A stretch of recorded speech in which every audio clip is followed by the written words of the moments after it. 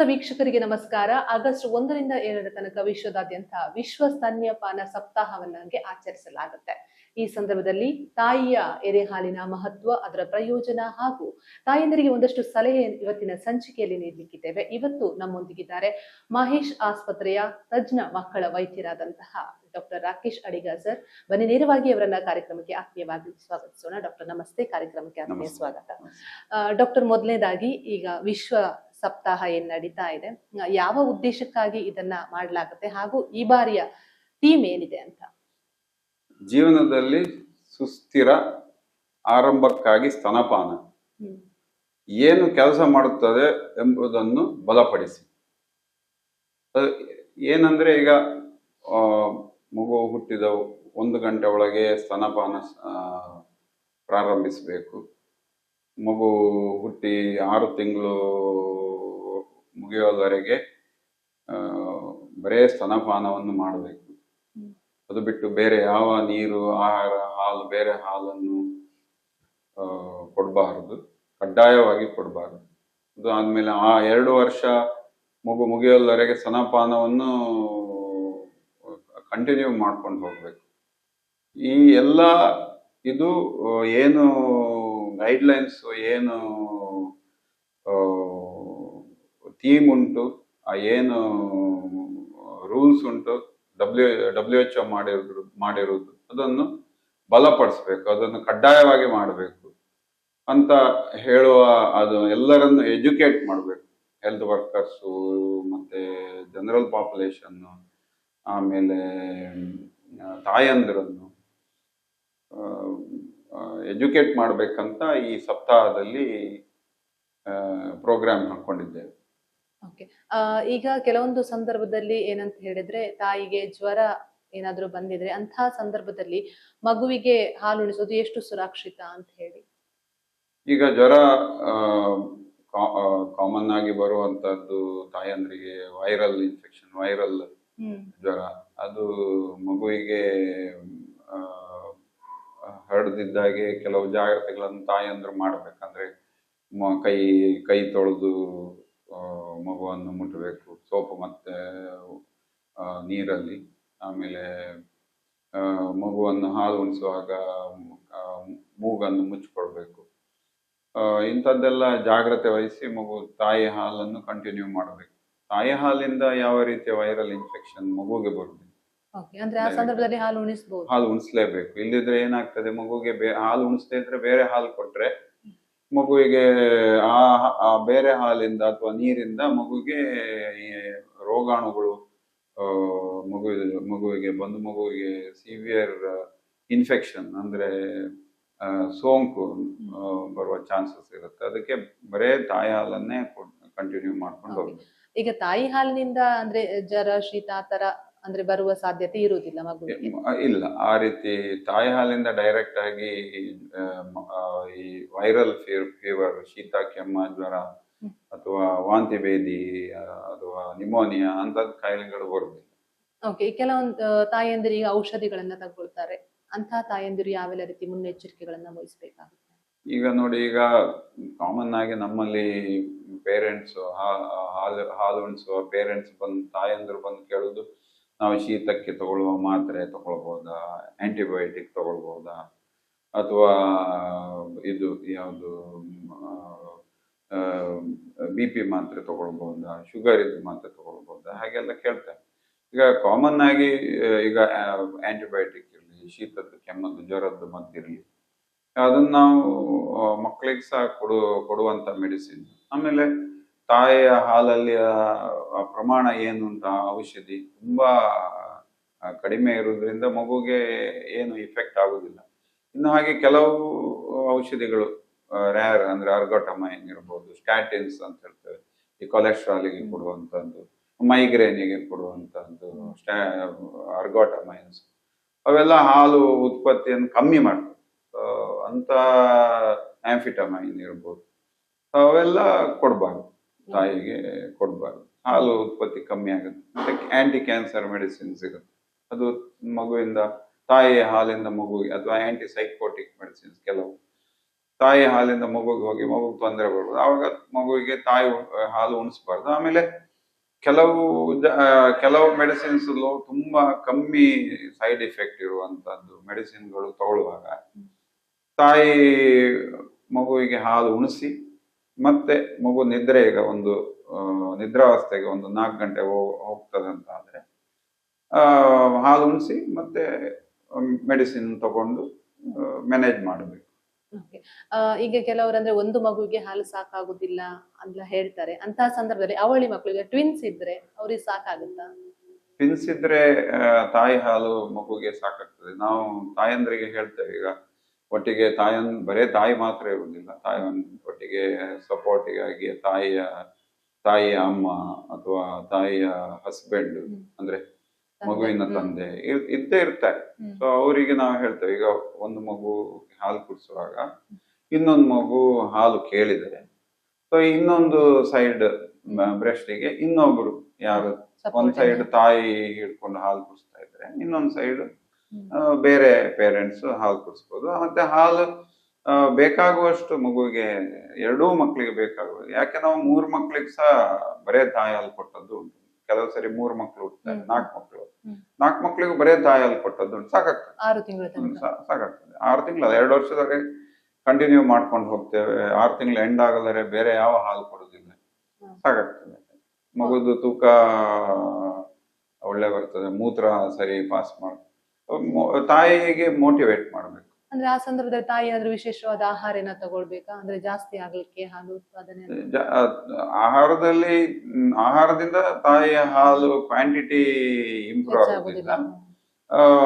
ಆಗಾಗ ತಾಯಿ ಹಾಲನ್ನು ಮಗುಗೆ ಕೊಡುದ್ರಿಂದ ತಾಯಿ ಹಾಲು ಇಂಪ್ರೂವ್ ಆಗುತ್ತೆ. ಆಗಾಗ ತಾಯಿ ಎದೆಯಿಂದ ಸ್ತನಪಾನ ಮಾಡಿ ತಾಯಿ ಎದೆಯನ್ನು ಖಾಲಿ ಮಾಡ್ತಾ ಇದ್ದಾಗೆ ಹಾಲು ಜಾಸ್ತಿ ಉತ್ಪತ್ತಿ ಆಗುತ್ತೆ. ಮಗು ಹಾಲು ಕುಡಿದಷ್ಟು ಯಥೇಚ್ಛವಾಗಿ ಜಾಸ್ತಿ ಉತ್ಪತ್ತಿ. ಈಗ ಅವಧಿಗೂ ಮುನ್ನ ಮಗು ಹುಟ್ಟಿರ್ತದೆ, ಅಂದ್ರೆ ಪ್ರೀಮೆಚೂರ್ಡ್ ಬೇಬಿ ಅಂತ ಹೇಳಿ, ಅಂತ ಮಕ್ಕಳಿಗೆ ಹೇಗೆ? ಈಗ ಅವಧಿ ಮುಂಚೆ ಹುಟ್ಟಿದ ಮಕ್ಕಳಿಗೆ ನಾವು ಬರೇ ಸ್ತನಪಾನವನ್ನೇ ಮಾಡಿಸುವಂಥದ್ದು. ಬೇರೆ ಹಾಲನ್ನು, ಈಗ ಪೌಡರ್ ಹಾಲು ಅಂತ ಹೇಳ್ತೇವೆ, ಅದನ್ನು ನಾವು ಕುಡುದೇ ಇಲ್ಲ. ಈಗ ಹೇಗೆ ಮಾಡ್ತೇವೆ ನಾವು? ಈಗ ತಾಯಿಯ ಹಾಲನ್ನು ನಾವು ಈಗ 32-33 ವಾರದೊಳಗೆ ಮಕ್ಕಳಿಗೆ ತಾಯಿ ಹಾಲನ್ನು ಕುಡಿಲಿಕ್ಕೆ ಗೊತ್ತಿರುವುದಿಲ್ಲ. ಅವರಿಗೆ ರಿಫ್ಲೆಕ್ಸ್ ಎಲ್ಲ ಡೆವಲಪ್ ಆಗಿರೋದು, ನರ ದೌರ್ಬಲ್ಯ ಇರ್ತದೆ, ಹಾಲು ಸರಿ ಎಳೆದು ಕುಡಿಲಿಕ್ಕೆ ಗೊತ್ತಿರುವುದಿಲ್ಲ. ಅಂಥವರಲ್ಲಿ ನಾವು ಏನ್ ಮಾಡ್ತೇವೆ, ತಾಯಿಯ ಹಾಲನ್ನು ಎಕ್ಸ್ಪ್ರೆಸ್ ಮಾಡಿ, ಬ್ರಷ್ ಪಂಪ್ ಅಲ್ಲಿ ಎಕ್ಸ್ಪ್ರೆಸ್ ಮಾಡಿ ಅದನ್ನು ಟ್ಯೂಬ್ ಮೂಲಕ ಸಿರಿಂಜಲ್ಲಿ ಕೊಡ್ತೇವೆ. ಇಲ್ಲ ಸ್ವಲ್ಪ ಈಗ 30 ವಾರ 31 ವಾರ ಆ ರೀತಿ ಆಗುವ ಮಕ್ಕಳಿಗೆ ಡೈರೆಕ್ಟ್ ಪಲಾಡೆ ಅಂತ ಬರುತ್ತೆ, ಒಂದು ಹಣತೆ ರೀತಿ ಒಂದು ಇರ್ತದೆ. ಅದರಲ್ಲಿ ಉದ್ದ ಅದರದ್ದು ಬಾಯಿ ಇರ್ತದೆ, ಅದರ ಬಾಯಿಯ ಸೈಡ್ ಇಂದ ಮಗುವಿಗೆ ಹಾಲನ್ನು ಕೊಡ್ತೇವೆ. ತಾಯಿ ಹಾಲನ್ನೇ ಕೊಡು. ಈಗ ತಾಯಿ ಹಾಲು ಕಮ್ಮಿ ಆಯ್ತಂತಂದ್ರೆ ಈಗ ಟರ್ಷರಿ ಕೇರ್ ಸೆಂಟರ್ ಎಲ್ಲ ಈಗ ಬ್ರೆಸ್ಟ್ ಮಿಲ್ಕ್ ಬ್ಯಾಂಕ್ ಅಂತ ಇರ್ತದೆ, ಅದರಲ್ಲಿ ಡೋನರ್ಸ್ ಬ್ರೆಸ್ಟ್ ಮಿಲ್ಕ್ ಅನ್ನು ಕೊಟ್ಟಿರ್ತಾರೆ, ಅದನ್ನು ಸ್ಟೋರ್ ಮಾಡಿ ಇಟ್ಕೊಂಡಿರ್ತಾರೆ. ಅದನ್ನು ಈ ಮಗುವಿಗೆ ಈಗ ತಾಯಿ ಹಾಲು ಕಮ್ಮಿ ಆದ್ರೆ ಅದನ್ನು ಕೊಡ್ಲಿಕ್ಕೆ ಆಗ್ತದೆ. ಸೊ ಬೇರೆ ಹಾಲನ್ನು ಈಗ ಕೊಡುದೇ ಇಲ್ಲ ಪ್ರೀಟರ್ಮ್ ಮಕ್ಕಳಿಗೆ. ಏನಂದ್ರೆ ಅದು ಬೇರೆ ಹಾಲನ್ನು ಕೊಡುವುದರಿಂದ ಮಗು ಕರಳು ಡೆವಲಪ್ ಆಗಿರೋದಿಲ್ಲ, ಆ ಮಗು ಕರಳಿಗೆ ತೊಂದರೆ ಬಂತು. NEC ಅಂತ, ನೆಕ್ರೋಟೈಸಿಂಗ್ ಎಂಟ್ರೋಕೊಲೈಟಿಸ್ ಅಂತ ಒಂದು ಡ್ರೆಡೆಡ್ ಕಾಂಪ್ಲಿಕೇಶನ್, ಅದು ಜೀವಾಪಾಯ ಆಗುವ ಚಾನ್ಸ್ ಇರ್ತದೆ. ಮಗುದು BP ಕಮ್ಮಿ ಆಗುದು, ಆಪರೇಷನ್ ಮಾಡ್ಬೇಕಾಗುವಂಥದ್ದು, ಸರ್ಜರಿ, ತುಂಬಾ ದಿವಸ ಖಾಲಿ ಹೊಟ್ಟೆ ಇಡಬೇಕಾಗುವಂಥದ್ದು. ಸೊ ಜೀವಕ್ಕೆ ಆಲ್ಮೋಸ್ಟ್ 30-40% ಮಕ್ಕಳಿಗೆ ಜೀವಕ್ಕೆ ಅಪಾಯ ಆಗ್ತದೆ NEC. ಸೊ ಅದು ಕಾಂಪ್ಲಿಕೇಶನ್ ಹೆದರಿಕೆ ನಮ್ಗೆ ಎಲ್ಲಾ ಡಾಕ್ಟರ್ಸಿಗೆ ಇರ್ತದೆ. ಸೊ ಅದರಿಂದ ಬೇರೆ ಹಾಲನ್ನು ಕುಡುದಿಲ್ಲ ಪ್ರೀಟರ್ಮ್ ಮಕ್ಕಳಿಗೆ. ಈ ಪ್ರೀಮೆಚೂರ್ಡ್ ಬೇಬಿಗಳಿಗೆ ಎಷ್ಟು ಟೈಮ್ ಅಲ್ಲಿ ಹಾಲು ಕುಡಿಸ್ಬೇಕು? ಈಗ ಮಗು ಹುಟ್ಟಿದ ಕೂಡಲೇ ಪ್ರೀಟರ್ಮ್ ಮಕ್ಕಳಿಗೆ ನಾವು 10% ಡೆಕ್ಸ್ಟ್ರೋಸ್ ಅಂತ ಗ್ಲೂಕೋಸ್ ಸ್ಟಾರ್ಟ್ ಮಾಡ್ತೇವೆ. ಆಮೇಲೆ ತಾಯಿ ಯಾವಾಗ ಇದು ರೆಡಿ ಆಗ್ತಾರೆ ತಾಯಿ, ಕೂಡಲೇ ನಾವು ಒಂದು ಡ್ರಾಪ್ ಸ್ತನಪಾನ ಸಿಕ್ಕಿದ್ರು ಅದನ್ನು ನಾವು ಮಗುವಿನ ಬಾಯಿಗೆ ಉಜ್ತೇವೆ. ಆಕ್ಚುಲಿ ಕುಡಿಸುವುದೆಲ್ಲ ಉಜ್ತೇವೆ, ಯಾಕಂದ್ರೆ ಅದು ಮಗುವಿದು ಕರಳಿಗೆ, ಮಗುವಿದು ಕಾಯಿಲೆ ಬರ್ದಿದೆ ನೋಡ್ಕೊಳ್ಳಿಕ್ಕೆ ತುಂಬಾ ಇಂಪಾರ್ಟೆಂಟ್. ಅದರಲ್ಲಿ ತುಂಬಾ ಆಂಟಿಬಾಡೀಸ್ ಇರ್ತದೆ. ಅದು ಮೊದಲ ಹಳದಿ ಹಾಲು ಏನು ಒಂದು ಡ್ರಾಪ್ ಸಿಕ್ಕಿದ್ರು ನಾವು ವೇಸ್ಟ್ ಮಾಡೋದಿಲ್ಲ, ಅದನ್ನು ಮಗು ಕುಡಿಸ್ಲಿಕ್ಕೆ ಆಗದಿದ್ರು ಬಾಯಿಗೆ ಉಜ್ತೇವೆ. ಅದು ಔಷಧಿ ರೀತಿ, ಸೊ ಅಮೃತ ಅಂತ ಹೇಳ್ತೇವೆ. ಮಗುವಿಗೆ ಕಾಂಪ್ಲಿಕೇಶನ್ಸ್ ತುಂಬಾ ಕಮ್ಮಿ ಇರುತ್ತೆ. ಆರೋಗ್ಯ ವಾಹಿನಿ ವಿಶೇಷ ಕಾರ್ಯಕ್ರಮ ಮುಂದುವರಿಯುತ್ತೆ ಒಂದು ಪುಟ್ಟ ಬ್ರೇಕ್ ನ ನಂತರ.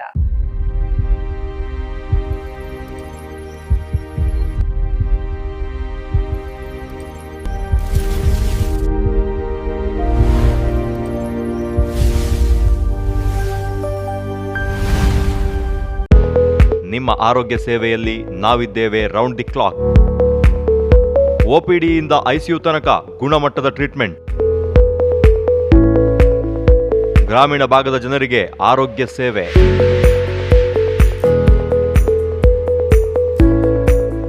ತುರ್ತು ಚಿಕಿತ್ಸೆ, ಆಂಬ್ಯುಲೆನ್ಸ್, ಫಾರ್ಮಸಿ 24 hours. ಅತ್ಯಾಧುನಿಕ ಇಕ್ವಿಪ್ಮೆಂಟ್ಸ್, ತಜ್ಞ ವೈದ್ಯರಿಂದ ಆರೈಕೆ.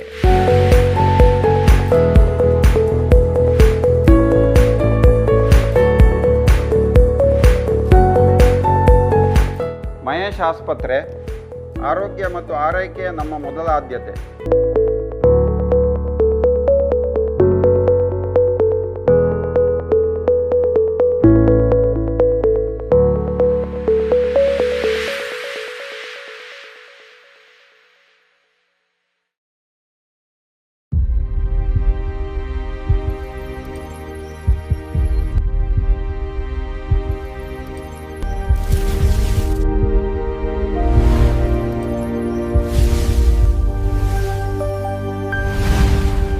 ಬ್ರೇಕ್ ನಂತರ ಆರೋಗ್ಯ ವಾಹಿನಿ ವಿಶೇಷ ಕಾರ್ಯಕ್ರಮಕ್ಕೆ ಮತ್ತೊಮ್ಮೆ ಸ್ವಾಗತ. ಸಾಮಾನ್ಯವಾಗಿ ಈಗೆಲ್ಲ ವರ್ಕಿಂಗ್ ಪೇರೆಂಟ್ ಇರ್ತಾರೆ, ಅಂದ್ರೆ ಕೆಲಸಕ್ಕೆ ಹೋಗೋ ತಾಯಿಯಂದಿರು, ಅವರು ಹೇಗೆ ಅಂದ್ರೆ ಹಾಲು ಮಗುವಿಗೆ ಕೊಡ್ಬೋದು? ಅಂದ್ರೆ ಏನಾದ್ರು ಅಂದ್ರೆ ತೆಗ್ದಿಟ್ಟು ಹೋಗ್ಲಿಕ್ಕೆ ಆತರ ಏನಾದ್ರು ಇದೆ? ಈಗ ಎಲ್ಲಾ ಗವರ್ಮೆಂಟ್ ಸ್ಟ್ರಿಕ್ಟ್ ಆಗಿ ರೂಲ್ಸ್ ಮಾಡಿದೆ. 6 ತಿಂಗಳು ಒಂದು ತಾಯಿಗೆ ರಜೆ ಕೊಡ್ಲೇಬೇಕು. ಸೊ ಅದು ಪೇಯ್ಡ್ ಲೀವೇ ಇರ್ತದೆ.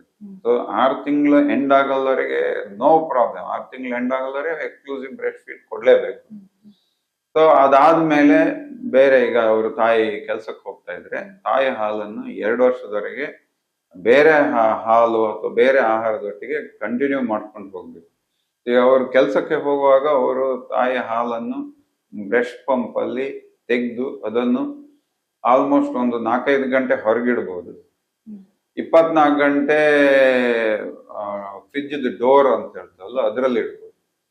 ಫ್ರೀ ಈಗ ತಾಯಿ ಈಗ ಒಂದು ತುಂಬಾ ದಿವಸ ಇರುದಿಲ್ಲ ಮಗುವೊಟ್ಟಿಗೆ, ಅವ್ರು ತೆಗೆದು ಅದನ್ನು ಫ್ರೀಸರ್ ಅಲ್ಲಿ ಇಟ್ರೆ ಒಂದು 4-6 ತಿಂಗಳು ಸ್ಟೋರ್ ಮಾಡಿ ಇಟ್ಕೊಳ್ಬಹುದು ತಾಯಿ ಹಾಲು. ಅಂದ್ರೆ ಅದು ಮಗುವಿಗೆ ಸುರಕ್ಷಿತನಾ? ಅಂದ್ರೆ ಅದರಲ್ಲಿ ಬ್ಯಾಕ್ಟೀರಿಯಾ ಇರುದಿಲ್ಲ. ಮಗುಗೆ ಇಮ್ಯುನೋಗ್ಲೋಬುಲಿನ್ ಅಂದ್ರೆ ಪ್ರೋಟೀನ್ಸ್ ಇರುತ್ತೆ, ಕಾಯಿಲೆ ಬರ್ದಿದ್ದಾಗಿ ನೋಡ್ಕೊಳ್ಳುತ್ತೆ. ಅದನ್ನ ನಾವು ಸ್ವಲ್ಪ ಬಿಸಿ ಮಾಡಿ ಕೊಡ್ಬೇಕು, ಕೋಲ್ಡ್ ಕೊಡ್ಬಾರ್ದು. ಸ್ವಲ್ಪ ಬಿಸಿ ಮಾಡಿ ಉಗುರು ಬೆಚ್ಚ ಮಾಡಿ ಕೊಡ್ಬೇಕು ಹಾಲು. ಈಗ ತಾಯಿಯ ಹಾಲಿನೊಂದಿಗೆ ಬೇರೆಲ್ಲ ಪೂರಕ ಆಹಾರವನ್ನ ತಗೊಂಡಿರ್ತಾರೆ, ಅಂತಹ ಸಂದರ್ಭದಲ್ಲಿ ಎಷ್ಟು ವರ್ಷಗಳ ಕಾಲ ಹಾಲನ್ನು ಕೊಡ್ಬೋದು? 2 ವರ್ಷ ಮಗುವಿಗೆ 6 ತಿಂಗಳು ಮುಗಿಯೋವರೆಗೆ ಬರೇ ಸ್ತನಪಾನ ಮಾತ್ರ ಮಾಡಿಸ್ಬೇಕು. ಹೊರಗಿದ ನೀರು, ಹೊರಗಿದ ಹಾಲು, ಹೊರಗಿದ ಆಹಾರ ಕೊಡಬಾರ್ದು. 6 ತಿಂಗಳಾದ್ಮೇಲೆ ಬರೇ ತಾಯಿ ಹಾಲು ಸಾಕಾಗುದಿಲ್ಲ. ಸೊ ಬೇರೆ ಆಹಾರ, ವೀನಿಂಗ್ ಫುಡ್ ಅಂತ ಹೇಳ್ತೀವಿ, ಅದನ್ನ ಸ್ಟಾರ್ಟ್ ಮಾಡ್ತೀವಿ. ಬಟ್ 2 ವರ್ಷ ಎಂಡ್ ಆಗೋವರೆಗೆ ತಾಯಿ ಹಾಲನ್ನು ಕಂಟಿನ್ಯೂ ಮಾಡ್ಕೊಂಡು ಹೋಗ್ಬೇಕು. ಅದು ಮಗುವಿದು ಮೆದುಳಿದು ಡೆವಲಪ್ಮೆಂಟ್, ಮಗುವಿಗೆ ಕಾಯಿಲೆ ಬರ್ದಿದ್ದಾಗೆ ಅಂದ್ರೆ ಇನ್ಫೆಕ್ಷನ್, ನಿಮೋನಿಯಾ ಇರಲಿ ಅಥವಾ ಗ್ಯಾಸ್ಟ್ರೋಎಂಟರಿಟಿಸ್ ಅಂದ್ರೆ ವಾಂತಿಭೇದಿ ಕಾಯಿಲೆ ಇರಲಿ ಅಥವಾ ಮಧ್ಯದ ಕಿವಿ ಇನ್ಫೆಕ್ಷನ್ ಇರಲಿ, ಅಂತದ್ದು ಕಾಯಿಲೆಗಳು ತುಂಬಾ ಕಮ್ಮಿ ಇರ್ತದೆ ಮಕ್ಕಳಿಗೆ. ಅಥವಾ ರೆಸ್ಪಿರೇಟರಿ ಇನ್ಫೆಕ್ಷನ್, ನಿಮೋನಿಯಾ ಆಗುದಿರಲಿ, ಮೂಗು ಗಂಟ್ಲು ಎದೆದ ಇನ್ಫೆಕ್ಷನ್ ಇರಲಿ, ಅದು ತುಂಬಾ ಕಮ್ಮಿ ಇರ್ತದೆ.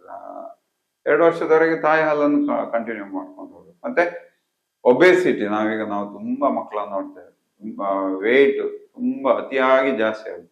ಸೊ ಅದು 2 ವರ್ಷ ಆಗೋವರೆಗೆ ತಾಯಿ ಹಾಲನ್ನು ಕಂಟಿನ್ಯೂ ಮಾಡ್ಕೊಂಡು ಹೋದ ಮಕ್ಕಳಲ್ಲಿ 6 ತಿಂಗಳು ಎಂಡ್ ಆಗೋದ್ರೆ ಬರೇ ತಾಯಿ ಹಾಲು ಕೊಟ್ಟ ಮಕ್ಕಳಲ್ಲಿ ಒಬೆಸಿಟಿ ತುಂಬಾ ಕಮ್ಮಿ ಇದೆ. ಓವರ್ ವೆಯ್ಟ್ ಅಂತ ಹೇಳ್ತಾರೆ, ಒಬೆಸಿಟಿ ಅದು ಬಹಳ ಕಮ್ಮಿ ಇದೆ. ಓಕೆ, ಅಂದ್ರೆ ಈಗ ಸಾಮಾನ್ಯವಾಗಿ 1.5 ವರ್ಷಕ್ಕೆಲ್ಲ ಕೆಲವರು ಸ್ಟಾಪ್ ಮಾಡಿಸ್ತಾರೆ. ಹಾಗಿರುವಾಗ ನೀವು ಅಂದ್ರೆ 2 ವರ್ಷದವರೆಗೆ ಕೊಟ್ರೆ ಉತ್ತಮ. ಹೌದು, 2 ವರ್ಷದವರೆಗೆ ಕೊಟ್ಟಿರುತ್ತೆ. ಯಾಕಂದ್ರೆ ಮೆದುಳು ಡೆವಲಪ್ಮೆಂಟ್ ನಾನು ಮೊದಲಿನ ವಿಡಿಯೋದಲ್ಲಿ ಹೇಳಿದ್ದೆ, ಮೆದುಳಿದ ಡೆವಲಪ್ಮೆಂಟ್ 35 ಸೆಂಟಿಮೀಟರ್ ಹುಟ್ಟುವಾಗ ಇದ್ದದ್ದು 2 ವರ್ಷ ಆಗುವವರೆಗೂ ಡೆವಲಪ್ಮೆಂಟ್ ಆಗಿ 50 ರಿಂದ 52 ಸೆಂಟಿಮೀಟರ್ ವರೆಗೆ ಹೋಗುತ್ತೆ. ತಾಯಿ ಹಾಲಲ್ಲಿರುವಂತಹದ್ದು ಪ್ರೋಟೀನ್, ಫ್ಯಾಟಿ ಆಸಿಡ್, ಅದು ಕೊಲೆಸ್ಟ್ರಾಲ್ ಎಲ್ಲದು ಮಗುವಿದು ಮೆದುಳಿದು ಡೆವಲಪ್ಮೆಂಟ್ಗೆ ಬೇಕು. 2 ವರ್ಷ ಆಗೋವರೆಗೆ ತಾಯಿ ಹಾಲನ್ನು ಕೊಟ್ಕೊಂಡು ಹೋಗ್ಬೇಕು. ಓಕೆ, ಈ ಕೆಲವೊಂದು ಸಂದರ್ಭ ಈಗ ಮೂಢನಂಬಿಕೆ ಇರ್ಬೋದೇನೋ, ಚಿಕ್ಕ ಸ್ತನ ಇದ್ರೆ ಅಂದ್ರೆ ಹಾಲು ಕಡಿಮೆ ಬರುತ್ತೆ ಅಂತ ಹೇಳ್ತಾರೆ, ಇದು ಸತ್ಯನಾ? ಇಲ್ಲ, ಅದು ಚಿಕ್ಕ ಸ್ತನ ಇದ್ರೆ ಹಾಲು ಕಮ್ಮಿ ಹಾಗೆ ಇರುವುದಿಲ್ಲ. ಹೆಚ್ಚಾಗಿ ಒಂದು ಸ್ತನದಲ್ಲಿ 20 ಲಕ್ಷ ಆಗುವಷ್ಟು ಹಾಲು ಉತ್ಪತ್ತಿ ಮಾಡುವಂತ ಗ್ರಂಥಿ ಇರ್ತದೆ. ಸೊ ಅದು ತುಂಬಾ ಸಾಕಾಗ್ತದೆ ತಾಯಿ ಹಾಲು ಉತ್ಪತ್ತಿ ಆಗಿ. ಈಗ ಈಗ ನೀವು ನೋಡಿರ್ಬೋದು, ಕೆಲವು ಆಕ್ಟ್ರೆಸ್ ಎಲ್ಲ ಸರ್ಜರಿ ಮಾಡ್ಕೊಂಡು ಸ್ತನದ ಸರ್ಜರಿ ಮಾಡ್ಬೋದು, ಅದರ ಸೈಜ್ ಅನ್ನು ಕಮ್ಮಿ ಮಾಡೋದು, ಕಾಸ್ಮೆಟಿಕ್ ಸರ್ಜರಿ. ಅಂತವರಲ್ಲಿ ಸ್ತನದ್ದು ಗ್ರಂಥಿಯ ನಂಬರ್ ಕಮ್ಮಿ ಆಗಿರುತ್ತೆ. ಅಂತವರಲ್ಲಿ ಹಾಲು ಉತ್ಪತ್ತಿ ಕಮ್ಮಿ ಆಗುವ ಚಾನ್ಸಸ್ ಇರುತ್ತೆ ಸರ್ಜರಿ ಮಾಡ್ಕೊಂಡಾಗ. ಅದರ್ವೈಸ್ ಬೈ ಬರ್ತ್ ಇರುವವರಲ್ಲಿ ಬೇಕಾದಷ್ಟು ಗ್ರಂಥಿ ಇರುತ್ತೆ, ಅದು ಸಾಕಾಗ್ತದೆ ಹಾಲು. ಕೆಲವರು ಪೌಡರ್ ಹಾಲನ್ನ ಮಗುವಿಗೆ ಕೊಡ್ತಾರೆ, ಇದ್ರ ಬಗ್ಗೆ ನೀವೇನ್ ಹೇಳ್ತೀರಿ? ಅದು ಉತ್ತಮನ, ಸುರಕ್ಷಿತನ, ಹೇಗೆ ಅಂತ? ಈಗ 6 ತಿಂಗಳು ಎಂಡ್ ಆಗೋವರೆಗೆ ಮಗುವಿಗೆ ಬರೇ ಸ್ತನಪಾನ ಮಾತ್ರ ಮಾಡಿಸ್ಬೇಕು. ಅವರಿಗೆ ಪೌಡರ್ ಹಾಲು, ಹೊರಗೆ ನೀರು ಏನು ಕೊಡಬಾರ್ದು. ಈಗ 6 ತಿಂಗಳು ಆದ್ಮೇಲೆ ತಾಯಿ ಹಾಲು ಸಾಕಾಗುದಿಲ್ಲ, ಬೇರೆ ಹಾಲು, ವೀನಿಂಗ್ ಫುಡ್, ಬೇರೆ ಹಾಲು ಸ್ಟಾರ್ಟ್ ಮಾಡ್ತಾರೆ. ಈಗ ಹೊಸದಾಗಿ ಏನ್ ಬಂದಿದೆ ಅಂದ್ರೆ 1 ವರ್ಷದ ಮೇಲೆ ಬೇರೆ ಹಾಲು ಕೊಡ್ಬೇಕಂತ ಬಂದಿದೆ. ಸೊ ಈಗ 1 ವರ್ಷದ ಮೇಲೆ ಬೇರೆ ಹಾಲು ಕೊಡುವಾಗ ಏನಾಗುತ್ತೆ ಅಂದ್ರೆ ಸ್ಕಿಮ್ಡ್ ಮಿಲ್ಕ್ ಅಂತ ಹೇಳ್ತೇವೆ. ಸ್ಕಿಮ್ಡ್ ಮಿಲ್ಕ್ ಅಂದ್ರೆ ಈಗ ನೀವು ಪ್ಯಾಕೆಟ್ ಹಾಲು ಅಂತ ಹೇಳ್ತೇವೆ, ಅದು ಸ್ಕಿಮ್ಡ್ ಮಿಲ್ಕ್. ಸೊ ಅದರಲ್ಲಿ ಇರುವಂತಹದ್ದು ಎಲ್ಲ ಫ್ಯಾಟ್ ಎಲ್ಲ ತೆಗೆದಿರ್ತಾರೆ. ಸೊ ಆ ಹಾಲು ಮಗುವಿದು ಮೆದುಳಿನ ಬೆಳವಣಿಗೆಗೆ ಸಾಕಾಗುದಿಲ್ಲ. ಆ ಹಾಲಲ್ಲಿ ಇರುವಂತಹದ್ದು ಪ್ರೋಟೀನ್ ಮತ್ತೆ ಫ್ಯಾಟಿ ಆಸಿಡ್ ಸಾಕಾಗುದಿಲ್ಲ. ಸೊ ಆವಾಗ ನೀವು ಏನ್ ಮಾಡ್ಬೇಕು, ಕರ್ದದ್ದು ಹಾಲು ಕೊಡ್ಬೇಕು, ದನದ ಹಾಲು ಫ್ರೆಶ್ ಆಗಿ ಕರ್ದದ್ದು ಕೊಡ್ಬೇಕು. ಸೊ ಸ್ಕಿಮ್ಡ್ ಮಿಲ್ಕ್ ಕೊಡುವ ಹಾಗಿಲ್ಲ, ಪ್ಯಾಕೆಟ್ ಹಾಲನ್ನ ಕೊಡುವ ಹಾಗಿಲ್ಲ. ಇದು 6 ತಿಂಗಳ ನಂತರ ಮಗುವಿಗೆ ಸ್ಟಾರ್ಟ್ ಮಾಡ್ತಾರೆ. ಈಗ 6 ತಿಂಗಳ ಮೇಲೆ ಕೆಲವರು ಕೊಡ್ತಾರೆ, 1 ವರ್ಷದ ಮೇಲೆ. ಈಗ ಅಂದ್ರೆ ಹೊಸದಾಗಿ 1 ವರ್ಷದ ಮೇಲೆ ಬೇರೆ ಹಾಲು ಕೊಡ್ಬೇಕಂತ ಬಂದಿದೆ. ಈಗ ಮನೆಯವರ ಸಹಕಾರ ಹೇಗಿರ್ಬೇಕು ಈ ಸಂದರ್ಭದಲ್ಲಿ? ಈಗ ಮನೆಯವರ ಸಹಕಾರ ಏನು ಹೇಗಿರ್ಬೇಕಂದ್ರೆ, ಯಾವ ಮೊಮೆಂಟ್ ಅಲ್ಲಿ ತಾಯಿಗೆ ನಿಮ್ಮ ಹಾಲು ಮಗುವಿಗೆ ಸಾಕಾಗುದಿಲ್ಲ, ಕೊರತೆ ಉಂಟು ಅಂತ ಹೇಳಲೇಬಾರ್ದು. ಅದು ಏನಾಗ್ತದೆ, ಅದು ನೆಗೆಟಿವ್ ಫೀಡ್ಬ್ಯಾಕ್. ನೆಗೆಟಿವ್ ಫೀಡ್ಬ್ಯಾಕ್ ಅಂದ್ರೆ, ಈಗ ತಾಯಿಯ ಮೆದುಳಲ್ಲಿ ಪ್ರೊಲ್ಯಾಕ್ಟಿನ್ ಮತ್ತೆ ಆಕ್ಸಿಟೋಸಿನ್ ಉತ್ಪತ್ತಿ ಆಗುತ್ತೆ. ಅದು ಡೈರೆಕ್ಟ್ ತಾಯಿಯ ಸ್ತನದ ಮೇಲೆ ಪ್ರಭಾವ ಬೀರಿ ಸ್ತನದ ಹಾಲು ಎಷ್ಟು ಉತ್ಪತ್ತಿ ಆಗುತ್ತೆ ಅದ್ರ ಮೇಲೆ ಹೊಂದ್ಕೊಂಡು ಹೋಗುತ್ತೆ. ಸೊ ತಾಯಿ ನೆಗೆಟಿವ್ ಫೀಡ್ಬ್ಯಾಕ್ ಅಂದ್ರೆ ರಾಂಗ್ ಆಗಿ ಥಿಂಕ್ ಮಾಡ್ತಾ ಇದ್ರೆ, ಅಥವಾ ನೆಗೆಟಿವ್ ಆಗಿ ಹಾಲು ನಂಗೆ ಸಾಕಾಗುದಿಲ್ಲ ಥಿಂಕ್ ಮಾಡ್ತಾ ಇದ್ರೆ, ಹೈಪೋಥಾಲಾಮಸ್ ಅಂತ ಒಂದು ಬ್ರೈನ್ ಪೋರ್ಷನ್ ಇರುತ್ತೆ, ಅದರಿಂದ ತಾಯಿಯ ಈ ಆಕ್ಸಿಟೋಸಿನ್ ಮತ್ತೆ ಪ್ರೊಲ್ಯಾಕ್ಟಿನ್ ರಿಲೀಸ್ ಕಂಟ್ರೋಲ್ ಮಾಡೋದು ಅದು. ಸೊ ಈ ನೆಗೆಟಿವ್ ಫೀಡ್ಬ್ಯಾಕ್ ಇದ್ರೆ ಆ 2 ಹಾರ್ಮೋನ್ ಉತ್ಪತ್ತಿ ಕೊರತೆ ಬಂದು ಹಾಲು ಉತ್ಪತ್ತಿ ಕಮ್ಮಿ ಆಗ್ಲಿಕ್ಕೆ ಸ್ಟಾರ್ಟ್ ಆಗುತ್ತೆ. ಸೊ ಈಗ ಮನೆಯವರು ಏನ್ ಹೇಳ್ತಾರೆ, ತಾಯಿಯ ಹಾಲನ್ನು ಬ್ರೆಸ್ಟ್ ಪಂಪ್ ಅಲ್ಲಿ ತೆಗೆದು ನೋಡ್ತಾರೆ, ಇದು ಹಾಲು ಕಮ್ಮಿ ಉಂಟು, ನಿನ್ಗೆ ಮಗು ನಾನು ಎಕ್ಸ್ಪ್ರೆಸ್ ಮಾಡಿದಾಗ 10 ml ಮಾತ್ರ ಬಂದದ್ದು, ಹಾಗೆ ಹೇಳಿ ತಾಯಿಗೆ ಮಗುವಿಗೆ ಸಿಗುವಂತ ಹಾಲು ಕಮ್ಮಿ ಉಂಟು ಅಂತ ಹೇಳ್ತಾರೆ. ಅದು ರಾಂಗ್. ಹಾಗೆ ಮಾಡಬಾರದು. ಏನಾಗುತ್ತೆ, ತಾಯಿಯ ಹಾಲು ಕುಡಿಸುವಾಗ ಎಷ್ಟೋ ಪಾಸಿಟಿವ್ ಸಿಗ್ನಲ್ಸ್, ತಾಯಿ ಮಗುವನ್ನು ಎತ್ತಿ ತಾಯಿಯ ಎದೆಗೆ ಮಗುವನ್ನು ಇಟ್ಟು ಮಗು ಹಾಲನ್ನು ಎಳೆಯುವಾಗ ಚರ್ಮದಿಂದ ಮೆದುಳಿಗೆ ಡೈರೆಕ್ಟ್ ಹೈಪೋಥಾಲಾಮಸ್ಸಿಗೆ ಹೋಗಿ ಆಕ್ಸಿಟೋಸಿನ್ ಮತ್ತೆ ಪ್ರೊಲ್ಯಾಕ್ಟಿನ್ ರಿಲೀಸ್ ಆಗುತ್ತೆ. ಕಣ್ಣಲ್ಲಿ ತಾಯಿ ನೋಡ್ತಾರೆ ಹಾಲು ಮಗುಗೆ ಹಸಿವು ಆಗಿರುವಂತದ್ದು, ಕಿವಿಯಲ್ಲಿ ಕೇಳ್ತಾರೆ ಮಗು ಹಾಲಿಗೋಸ್ಕರ ಕೂಗುವಂಥದ್ದು, ಸೌಂಡ್ ಮಾಡುವಂಥದ್ದು, ಅದು ಪಾಸಿಟಿವ್ ಸಿಗ್ನಲ್ ಇರುತ್ತೆ.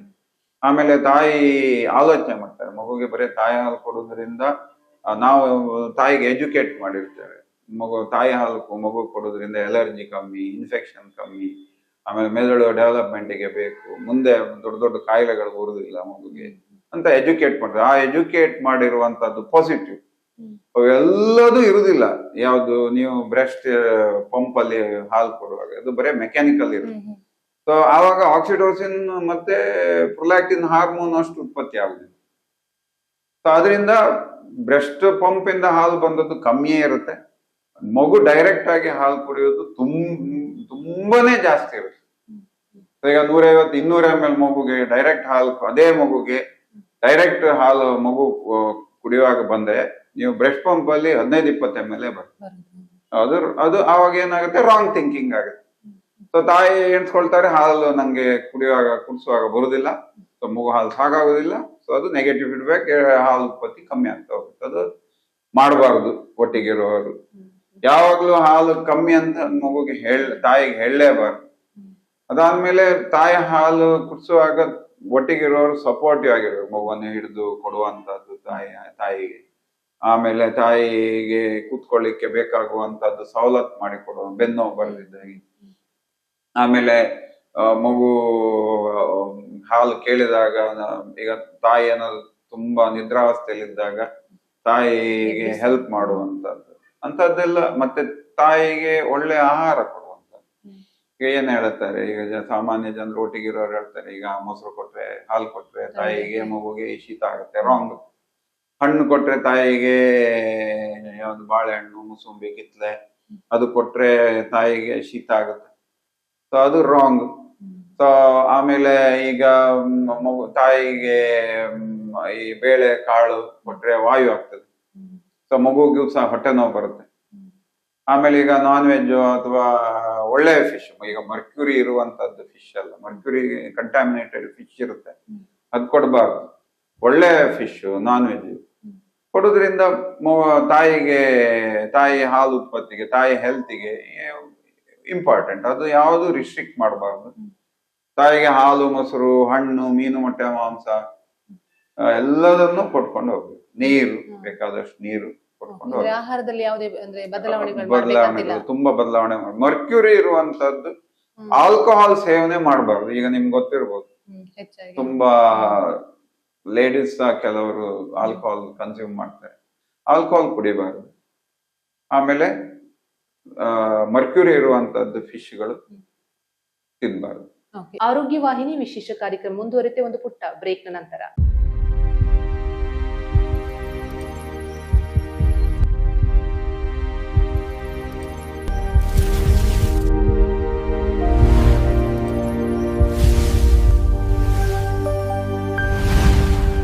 ರಕ್ತದಲ್ಲಿನ ಶುಗರ್ ಮಟ್ಟಗಳ ಬಗ್ಗೆ ನೀವು ಚಿಂತಿತರಾಗಿದ್ದೀರಾ? ನಿಮ್ಮ ಬಿಪಿ ನಿಯಂತ್ರಣಕ್ಕೆ ಬರುತ್ತಿಲ್ಲವೇ?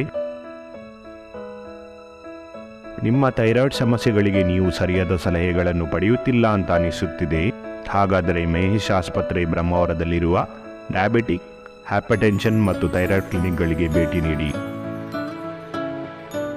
ಡಯಾಬಿಟಿಕ್ ಕ್ಲಿನಿಕ್ ಪ್ರತಿ ಮಂಗಳವಾರ, ಹೈಪರ್ಟೆನ್ಷನ್ ಕ್ಲಿನಿಕ್ ಪ್ರತಿ ಗುರುವಾರ, ಥೈರಾಯ್ಡ್ ಕ್ಲಿನಿಕ್ ಪ್ರತಿ ಶನಿವಾರ. ನಮ್ಮ ಪರಿಣತ ವೈದ್ಯರ ಆರೈಕೆಯೊಂದಿಗೆ ನಿಮ್ಮ ಆರೋಗ್ಯವು ಉತ್ತಮ ಕೈಯಲ್ಲಿದೆ ಎಂದು ನೀವು ವಿಶ್ವಾಸ ಹೊಂದಬಹುದು. ಸ್ಪೆಷಾಲಿಟಿ ಕ್ಲಿನಿಕ್ಗಳ ಮೊದಲ ಸಮಾಲೋಚನೆ ಸಂಪೂರ್ಣ ಉಚಿತ. ಮರು ಸಮಾಲೋಚನೆ, ಪರೀಕ್ಷೆ ಮತ್ತು ಔಷಧಿಗಳ ಮೇಲೆ ರಿಯಾಯಿತಿಗಳು. ಅಪಾಯಿಂಟ್ಮೆಂಟ್ಗಳಿಗಾಗಿ ನಿಮ್ಮ ಪರದೆಯ ಮೇಲೆ ತೋರಿಸಿರುವ ಟೆಲಿಫೋನ್ ಸಂಖ್ಯೆಗೆ ಕರೆ ಮಾಡಿ.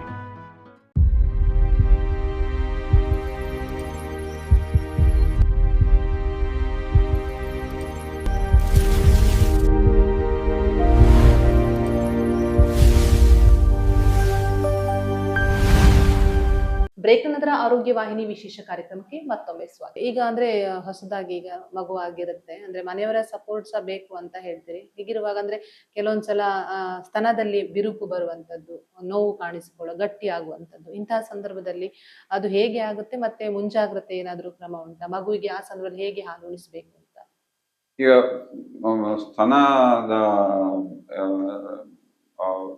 ನಿಪ್ಪಲಲ್ಲಿ ಕ್ರ್ಯಾಕ್ ಬರೋದನ್ನು ಪ್ರಿವೆಂಟ್ ಮಾಡಬೇಕು, ಅದು ಆಗ್ಲಿಕ್ಕೆ ಬಿಡಬಾರ್ದು ಫಸ್ಟ್. ಸೊ ಅದು ಯಾರ್ದು ಜವಾಬ್ದಾರಿ? ನಿಪ್ಪಲ್ ಕ್ರ್ಯಾಕ್ ಆಗ್ಲಿಕ್ಕೆ ಬಿಡಬಾರ್ದು, ಯಾರದ್ದು ಜವಾಬ್ದಾರಿ? ಅದು ಎಲ್ಲಿ ಮಗು ಜನನ ಆಗ್ತದೋ ಅಲ್ಲಿ ಇರುವಂತಹ ಸ್ಟಾಫು, ಆಮೇಲೆ ವೈದ್ಯರ ಜವಾಬ್ದಾರಿ. ಅದು ಕ್ರ್ಯಾಕ್ ಆಗದಿದ್ದಾಗೆ ನೋಡ್ಕೊಳ್ಳೋದು. ತಾಯಿಗೆ ಎಜುಕೇಟ್ ಮಾಡ್ಬೇಕು, ಫಸ್ಟ್ ಫೀಡ್ ಇಂದ ಎಜುಕೇಟ್ ಮಾಡ್ಬೇಕು. ಲ್ಯಾಚಿಂಗ್ ಅಂತ ಹೇಳ್ತೇವೆ ನಾವು, ಮಗು ತಾಯಿಯ ಸ್ತನವನ್ನು ಯಾವ ರೀತಿ ಹಿಡಿಬೇಕು, ಲ್ಯಾಚಿಂಗ್. ಅದನ್ನು ನಾವು ವಿಡಿಯೋ ಮಾಡಿ ತೋರಿಸ್ಬೇಕು, ಆಮೇಲೆ ಅದರದ್ದು ಪಿಕ್ಚರ್ ತೋರಿಸ್ಬೇಕು. ಅದಾದ್ಮೇಲೆ ತಾಯಂದರು ಪ್ರತಿ ಸರಿ ಫೀಡಿಂಗ್ ಮಾಡುವಾಗ ತಾಯಿಯ ಒಟ್ಟಿಗೆ ನಿಂತು ಅವರಿಗೆ ಯಾವ ರೀತಿ ಫೀಡಿಂಗ್ ಮಾಡ್ಬೇಕಂತ ಹೇಳಿಕೊಡ್ಬೇಕು. ಸೊ ಈಗ ರಾಂಗ್ ವೇ ಅಲ್ಲಿ ಫೀಡಿಂಗ್ ಮಾಡ್ತಾ ಇದ್ರೆ ಆವಾಗ ಅದನ್ನು ಯಾವ ರೀತಿ ಮಗುವಿನ ಬಾಯಿಂದ ಬಿಡಿಸಿ ವಾಪಸ್ಸು ಕರೆಕ್ಟ್ ಆಗಿ ಯಾವ ರೀತಿಯಲ್ಲಿ ಫೀಡಿಂಗ್ ಮಾಡ್ಬೇಕಂತ ಹೇಳಿಕೊಡ್ಬೇಕು. ಆವಾಗ ನಿಪ್ಪಲ್ ಕ್ರ್ಯಾಕ್ ಆಗುದಿಲ್ಲ. ಕ್ರ್ಯಾಕ್ ಆದ ಮೇಲೆ ಒದ್ದಾಡೋದು ತುಂಬಾ ಕಷ್ಟ. ಯಾಕಂದ್ರೆ ನೀವು ಒಂದ್ ಬದಿ ಹಾಲು ಕೊಡ್ತಾ ಇರ್ಬೇಕು. ನೀವು ಆಲೋಚನೆ ಮಾಡಿ, ಒಂದು ಗಾಯ ಆಗಿದ್ರೆ ಅದ್ರ ಮೇಲೆ ಪುನಃ ಪುನಃ ನೀವು ಒರೆಸ್ತಾ ಇದ್ರೆ ಅದಕ್ಕೆ ಗಾಯ ಗುಣ ಆಗುದಿಲ್ಲ. ಗಾಯ ಆಗ್ಲಿಕ್ಕೆ ಬಿಡಬಾರ್ದು ಫಸ್ಟ್ ಆಫ್ ಆಲ್, ಅದು ಇಂಪಾರ್ಟೆಂಟ್. ಈಗ ಗಾಯ ಆಯ್ತಪ್ಪ, ಗಾಯ ಆದ್ರೆ ಏನ್ ಮಾಡ್ಬೇಕಂದ್ರೆ ಪ್ರತಿ ಸರಿ ಹಾಲು ಕುಡಿಸುವಾಗ ಯಾವ ಸೈಡ್ ಗಾಯ ಆಗ್ಲಿಲ್ಲ ಅಲ್ಲಿ ಫಸ್ಟ್ ಕುಡಿಸಿ, ಅದಾದ್ಮೇಲೆ ಇನ್ನೊಂದ್ ಸೈಡ್ ಕುಡಿಸ್ಬೇಕು. ಈಗ ಅದು ಹಾಲು ಗಟ್ಟಿ ಆಗುದೇನು ಮಗು ಹಾಲು ಕುಡಿಯದಿದ್ದಾಗ ಹಾಗಾಗುತ್ತಾ ಅಂತ? ಅಲ್ಲ, ರಾಂಗ್ ವೇ ಆಫ್ ಲ್ಯಾಚಿಂಗ್. ಈಗ ಮಗು ಹಾಲು ಯಾವ ರೀತಿ ಬಾಯಲ್ಲಿ ಹಿಡಿತದೆ ನಿಪ್ಪಲ್ ಅನ್ನು, ಏರಿಯಲ್ ಅನ್ನು, ಅದು ಇಂಪಾರ್ಟೆಂಟ್. ಬರೀ ನಿಪ್ಪಲ್ ಮಾತ್ರ ಚೀಪ್ಸ್ತಾ ಇದ್ರೆ ಗಾಯ ಆಗ್ತದೆ. ನಿಪ್ಪಲ್ ಮತ್ತೆ ಸುತ್ತ ಏರಿಯಲ್ ಕಪ್ಪು ಪೋರ್ಷನ್ ಇರುತ್ತೆ, ಅದು ಫುಲ್ ಬಾಯೊಳಗೆ ಹೋಗ್ಬೇಕು. ಸೊ ಅದು ಲ್ಯಾಚಿಂಗ್, ಕರೆಕ್ಟ್ ಲ್ಯಾಚಿಂಗ್. ಸೊ ಅದು ಬಿಟ್ಟು ಬರೀ ನಿಪ್ಪಲ್ ಮಾತ್ರ ಮಗು ಚೀಪ್ತಾ ಇದ್ರೆ ಅದು ರಾಂಗ್ ವೇ ಆಫ್ ಫೀಡಿಂಗ್. ಆವಾಗ ಗಾಯ ಆಗ್ತದೆ. ಗಾಯ ಆಗ್ಲಿಕ್ಕೆ ಬಿಡ್ಲೇಬಾರ್ದು. ಅದು ಗಾಯ ಆಯ್ತಂತ ಆದ್ರೆ ಅದು ದಾದಿ ಅಂದ್ರದ್ದು, ಆಮೇಲೆ ಯಾರ ಒಟ್ಟಿಗೆ ಡಾಕ್ಟರ್ ನೋಡ್ಕೊಳ್ತಾರೋ ಅವ್ರ ಜವಾಬ್ದಾರಿ. ಅವರು ಸರಿಯಾಗಿ ಹೇಳಿಕೊಡ್ಲಿಲ್ಲ ಅಂತ ಅಲ್ಲ ಸರ್. ಈಗ ಅಂದ್ರೆ ಕೆಲವೊಮ್ಮೆ ಹೇಳ್ತೆ, ಈಗ ಹಾಲು ಸರಿಯಾಗಿ ಕುಡಿಯದಿದ್ರೆ ಅಂದ್ರೆ ಗಟ್ಟಿ ಆಗ್ತದೆ ಅಂತ ಹೇಳಿ. ಈಗ ಗಟ್ಟಿ ಆಗುವಂತದ್ದು ಹೇಗಂದ್ರೆ, ಅದು ಈಗ ಬ್ಲಡ್ ಸಪ್ಲೈ ಜಾಸ್ತಿ ಇರ್ತದೆ ಹಾಲು ಉತ್ಪತ್ತಿ ಆಗುವಾಗ. ಆವಾಗ ಬ್ಲಡ್ ಸಪ್ಲೈ ಜಾಸ್ತಿ ಇದ್ರೆ ಅಲ್ಲಿ ಸ್ವೆಲ್ಲಿಂಗ್ ಬರುತ್ತೆ. ಸ್ವೆಲ್ಲಿಂಗ್ ಬರೋದ್ರಿಂದ ಗಟ್ಟಿ ಆಗುವಂಥದ್ದು ಒಂದು ಕಾಮನ್.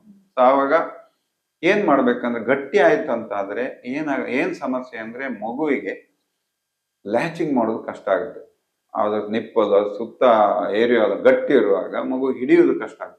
ಆವಾಗ ನೀವೇನ್ ಮಾಡ್ಬೇಕಂದ್ರೆ ಸ್ವಲ್ಪ ಹಾಲನ್ನು ಬ್ರೆಸ್ಟ್ ಪಂಪು ಅಥವಾ ಕೈಯಿಂದ ಎಕ್ಸ್ಪ್ರೆಸ್ ಮಾಡಿ ಆ ಹಾಲು ಮತ್ತೆ ಸ್ವಲ್ಪ ಬಿಸಿನೀರು ಶಾಖ ಕೊಟ್ಟು ಸೊ ಅಲ್ಲಿ ಸ್ವೆಲ್ಲಿಂಗ್ ಅನ್ನು ಕಮ್ಮಿ ಮಾಡಿ ಆಮೇಲೆ ಹಾಲು ಕುಡಿಸ್ಬೇಕು.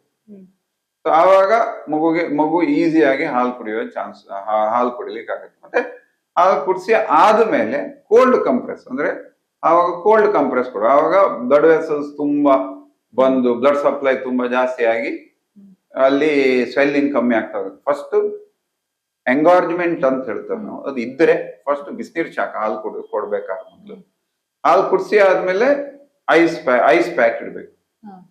ಫಸ್ಟ್ ಬಿಸಿನೀರ್ ಶಾಖ ಹಾಲು ಕುಡ್ದಾದ್ಮೇಲೆ ಹಾಲು ಕುಡಿಯುವಾಗ ಎಕ್ಸ್ಪ್ರೆಸ್ ಮಾಡ್ಬೇಕು ಮಿಲ್ಕ್ ಅನ್ನು. ಹಾಲು ಗಟ್ಟಿ ಆದ ಸ್ವಲ್ಪ ಮೆದು ಆದ್ಮೇಲೆ ಹಾಲು ಕುಡಿಸ್ಬೇಕು. ಹಾಲು ಕುಡಿಸಿ ಆದ್ಮೇಲೆ ಐಸ್ ಪ್ಯಾಕ್ ಇಡ್ಬೇಕು, ಆವಾಗ ಕಮ್ಮಿ ಆಗ್ತದೆ. ಈಗ ಮಗುವಿಗೆ ಯಥೇಚ್ಛವಾಗಿ ಹಾಲು ಸಿಕ್ಕಿದೆ ಅಂದ್ರೆ ಹೇಗ್ ಗೊತ್ತಾಗುತ್ತೆ ತಾಯಿ? ಈಗ ಮಗು ಹಾಲು ಕುಡಿದಾದ್ಮೇಲೆ ಕೈ ಕಾಲ ಎಲ್ಲ ಲೂಸ್ ಆಗಿ ಆರಾಮವಾಗಿ ನಿದ್ರೆ ಮಾಡ್ಲಿಕ್ಕೆ ಶುರು ಮಾಡ್ತಾರೆ. ಅದು ಒಂದು ಫಸ್ಟ್. ಅದಾದ್ಮೇಲೆ ಹಾಲು ಕುಡಿದಾದ್ಮೇಲೆ ಈಗ ಒಂದು ಮಗು ಹುಟ್ಟಿ ಆದ್ಮೇಲೆ ಫಸ್ಟ್ 3-4 ದಿವಸ ಅಷ್ಟು ಮೂತ್ರ ಉತ್ಪತ್ತಿ ಆಗುದಿಲ್ಲ. ಯಾಕಂದ್ರೆ ಮಗುದು ಕಿಡ್ನಿ ಡೆವಲಪ್ ಆಗಿರೋದಿಲ್ಲ. 4ನೇ 5ನೇ ದಿವಸ ಆಗುವಾಗ ಕಿಡ್ನಿ ಡೆವಲಪ್ ಆಗಿರುತ್ತೆ. ದಿವಸಕ್ಕೊಂದು 7-8 ಸರಿ ಮೂತ್ರ ಮಾಡುವಂತದ್ದು. ಒಂದು ದಿವಸಕ್ಕೊಂದು 3 ಸರಿ ನೀವು ನೋಡಿರ್ಬೋದು, ಹಳದಿ ಕಲರು ಬೀಜ ಆಗಿ ಲೋಳೆ ಆಗಿ ಸ್ಟೂಲ್ ಅಂದ್ರೆ ಮೋಷನ್ ಪಾಸ್ ಮಾಡ್ಲಿಕ್ಕೆ ಶುರು ಮಾಡ್ತಾರೆ. ಸೊ ಅದು ಸಫಿಶಿಯಂಟ್ ಫೀಡಿಂಗ್. ಮತ್ತೆ ಎಲ್ಲದಕ್ಕಿಂತ ಇಂಪಾರ್ಟೆಂಟ್, ನಾವು ಡೈಲಿ ಮಗುವನ್ನು ಈಗ ಡಿಸ್ಚಾರ್ಜ್ ಆಗೋದವರೆಗೆ ಡೈಲಿ ವೇಟ್ ನೋಡ್ತೇವೆ. ಯಾವಾಗ್ಲೂ ಒಂದು ಸ್ವಲ್ಪ ಮಟ್ಟಿಗೆ ಒಂದು ಲೆಸ್ ದೆನ್ 10% ವೇಟ್ ಲಾಸ್ ಇರುತ್ತೆ. 10% ಗಿಂತ ವೇಟ್ ಲಾಸ್ ಇದ್ರೆ ಅದು ಮಗುಗೆ ಹಾಲು ಬೇಕಾದಷ್ಟು ಸಿಗ್ತಾ ಇಲ್ಲ ಅಂತ ಲೆಕ್ಕ. 10% ಆಫ್ ದ ಬರ್ತ್ ವೇಟ್ ಅಷ್ಟು, ಅದಕ್ಕಿಂತ ಕಮ್ಮಿ ಆಗ್ಬಾರ್ದು.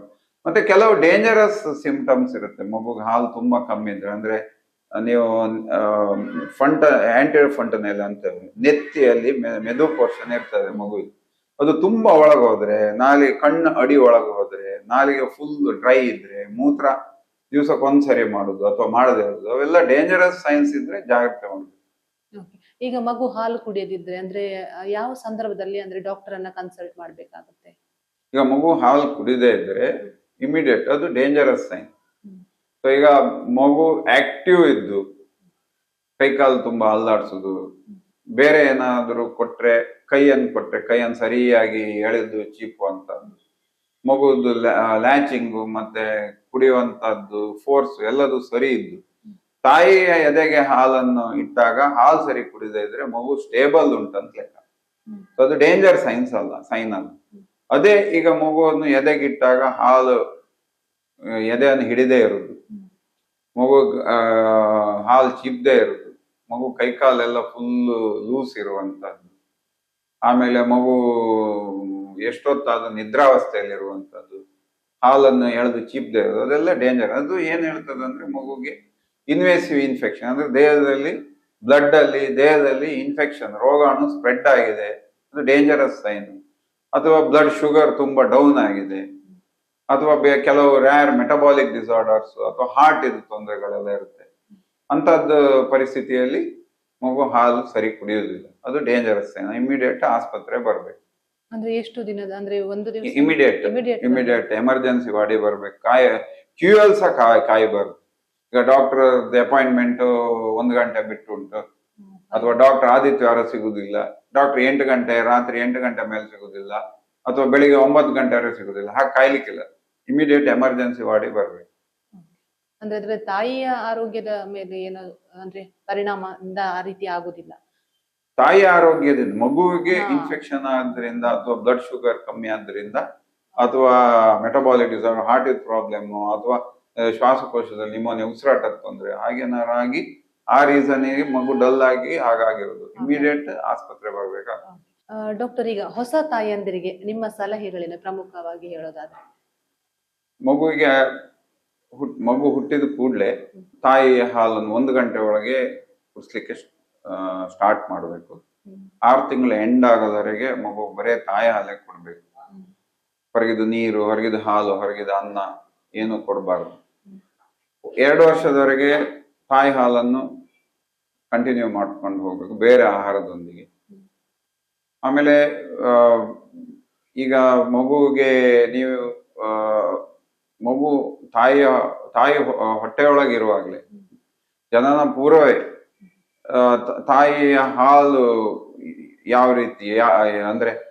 ರೀತಿ ತಾಯಿ ಹಾಲು ಕುಡಿಸ್ಬೇಕು, ಅವರ ಸ್ತನದಲ್ಲಿ ಏನಾದ್ರೂ ತೊಂದರೆ ಉಂಟಾ, ಇನ್ವರ್ಟೆಡ್ ನಿಪ್ಪಲ್ ಅಂತ ಹೇಳ್ತೇವೆ, ಫ್ಲಾಟ್ ನಿಪ್ಪಲ್ ಅಂತ ಹೇಳ್ತೇವೆ, ಅಂತದ್ದೇನಾರಿದ್ರೆ ಅವರ OBG ಡಾಕ್ಟರಿಗೆ ತೋರಿಸಿ ಅದನ್ನು ಜನನಕ್ಕಿಂತ ಮೊದಲೇ ಅದನ್ನು ಸರಿ ಮಾಡ್ಕೊಳ್ಬೇಕು. ಜನನ ಆದ್ಮೇಲೆ ಸರಿ ಮಾಡ್ಕೊಳ್ಳೋದು ತುಂಬಾ ಕಷ್ಟ ಆಗುತ್ತೆ.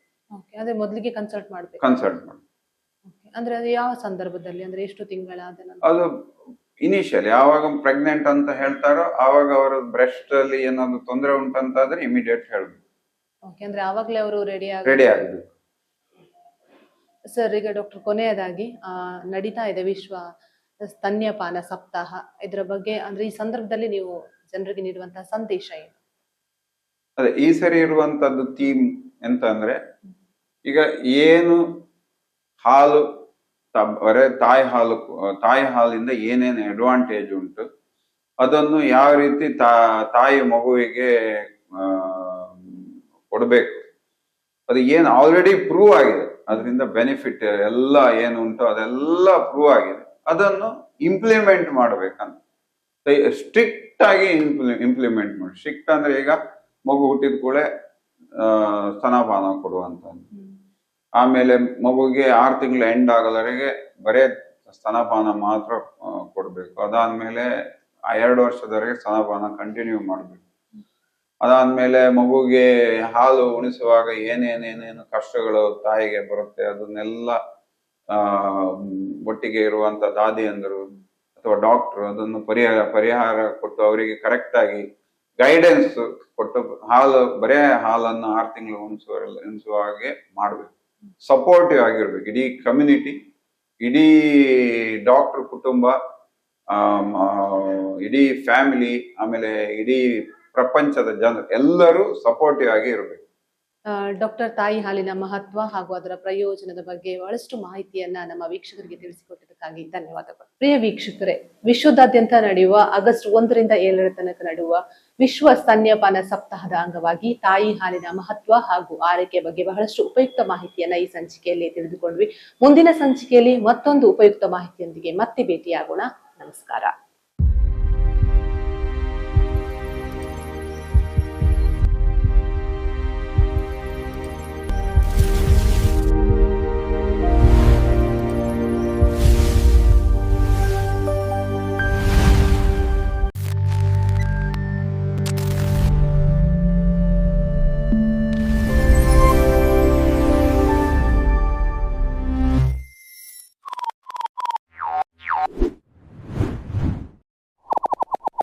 ನಿಮ್ಮ ಪೈಲ್ಸ್ ತಾನಾಗಿಯೇ ವಾಸಿಯಾಗ್ಲು ಕಾಯ್ಬೇಡಿ. ಲೇಸರ್ ಸರ್ಜರಿ ಮಾಡಿಸ್ಕೊಂಡು ನಿಮ್ಮ ಸಾಮಾನ್ಯ ಆರೋಗ್ಯಕರ ಜೀವನಕ್ಕೆ ಹಿಂತಿರುಗಿ. ಸಾಂಪ್ರದಾಯಿಕ ಶಸ್ತ್ರಚಿಕಿತ್ಸೆ ಅಂದ್ರೆ 2 ವಾರಗಳ ಕಾಲ ನನ್ನ ದಿಂಬೆಲ್ಲಿದೆ ಅಂತ ಕೇಳೋದು. ಲೇಸರ್ ಶಸ್ತ್ರಚಿಕಿತ್ಸೆಯೇ ಮರುದಿನವೇ ದಿನಸಿ ಅಂಗಡಿಗೆ ಓಡಾಟ, ಬ್ಯಾಂಡೇಜ್ಗೆ ವಿದಾಯ ಹೇಳಿ. ನಾನ್ ಮೊದಲು ಆಟೋದಲ್ಲಿ ಸರಿಯಾಗಿ ಬ್ರಹ್ಮಾವರದವರೆಗೆ ಪ್ರಯಾಣಿಸಲಾಗ್ತಿರ್ಲಿಲ್ಲ ಪೈಲ್ಸ್ ನೋವಿನಿಂದ. ಲೇಸರ್ ಸರ್ಜರಿ ನನ್ನನ್ನು ಸಂಪೂರ್ಣವಾಗಿ ಗುಣಪಡಿಸ್ತು. ನನ್ಗೆ ಹಿಂದೆ ಮನೆಯಲ್ಲಿ ಸರಿಯಾಗಿ ನಿಲ್ಲಾಗ್ತಿರ್ಲಿಲ್ಲ ವೆರಿಕೋಸ್ ವೇನ್ಸ್ ಕಾರಣದಿಂದ. ಲೇಸರ್ ಸರ್ಜರಿಯಿಂದ ಈಗ ಪೂರ್ತಿಯಾಗಿ ಗುಣಮುಖಳಾಗಿದ್ದೇನೆ. ನಿಮ್ಮ ವೆರಿಕೋಸ್ ವೈನ್ಸ್ ಮತ್ತು ಪೈಲ್ಸ್ ತೊಂದರೆಗೆ ಲೇಸರ್ ಸರ್ಜರಿ ಮೂಲಕ ಚಿಕಿತ್ಸೆ ಪಡೆಯಿರಿ. ಡಾಕ್ಟರ್ ಕೀರ್ತನ್ ಉಪಾಧ್ಯಾಯ ಅವರಿಂದ 500ಕ್ಕೂ ಹೆಚ್ಚು ಲೇಸರ್ ಸರ್ಜರಿಗಳ ಅನುಭವದೊಂದಿಗೆ ಮಹೇಶ್ ಆಸ್ಪತ್ರೆಯಲ್ಲಿ ಗುಣಪಡಿಸಿತು. ನನ್ಗೆ ಹಿಂದೆ ಮನೆಯಲ್ಲಿ ಸರಿಯಾಗಿ ನಿಲ್ಲಾಗ್ತಿರ್ಲಿಲ್ಲ ವೆರಿಕೋಸ್ ವೇನ್ಸ್ ಕಾರಣದಿಂದ. ಲೇಸರ್ ಸರ್ಜರಿಯಿಂದ ಈಗ ಪೂರ್ತಿಯಾಗಿ ಗುಣಮುಖಳಾಗಿದ್ದೇನೆ. ನಿಮ್ಮ ವೆರಿಕೋಸ್ ವೈನ್ಸ್ ಮತ್ತು ಪೈಲ್ಸ್ ತೊಂದರೆಗೆ ಲೇಸರ್ ಸರ್ಜರಿ ಮೂಲಕ ಚಿಕಿತ್ಸೆ ಪಡೆಯಿರಿ. ಡಾಕ್ಟರ್ ಕೀರ್ತನ್ ಉಪಾಧ್ಯಾಯ ಅವರಿಂದ 500ಕ್ಕೂ ಹೆಚ್ಚು ಲೇಸರ್ ಸರ್ಜರಿಗಳ ಅನುಭವದೊಂದಿಗೆ ಮಹೇಶ್ ಆಸ್ಪತ್ರೆಯಲ್ಲಿ